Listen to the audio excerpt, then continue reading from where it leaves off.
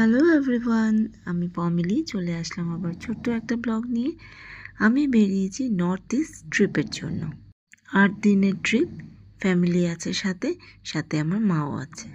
সকলকে আমার first day north east ট্রিপের এই ছোট্ট ব্লগটা অনেক অনেক স্বাগত জানাই। ইলেকশন আসছেই সামনে, তাই জায়গায় জায়গায় কিন্তু এখন নাকা চেকিং শুরু হয়েছে।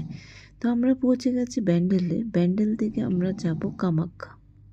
7টায় ট্রেন, আমরা অনেকক্ষণ আগেই চলে এসেছি, তাই লাগেজগুলোকে একটা সাইডে রেখে আমরা বেরিয়ে পড়েছি চা খেতে।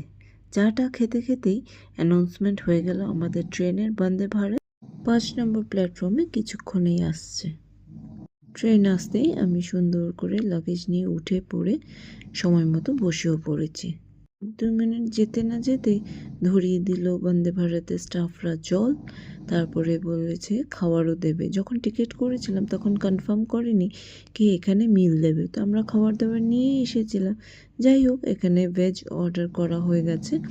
এখানে কিছুক্ষণ পরে আবার বিকালবেলা চা আর স্ন্যাক্সও দিল। খাবারে দিয়েছে পরাঠা, একটা মিষ্টি, চিকেন, এদিকে ভেজ ডাল, পোলাও আর সাথে গোবি আলুর একটা তরকারি। বন্দে ভারতে কি দিয়েছে আগে দেখাই। প্রথম দেখাই বেড কভার দিয়েছে, মানে বেডশিট দিয়েছে, টাওয়েল দিয়েছে, আবার ব্ল্যাঙ্কেটের কভারও দিয়েছে। হাজবেন্ড আমি মিলে বেড রেডি করছি। সকলে বেড রেডি করে ফেলেছি, সবার খাওয়া তো হয়ে গেছে, এখন যাচ্ছি ঘুমোতে। তো ফার্স্ট ডে নর্থ ইস্ট ট্রিপের ব্লগটা আজকের জন্য এতটুকুই।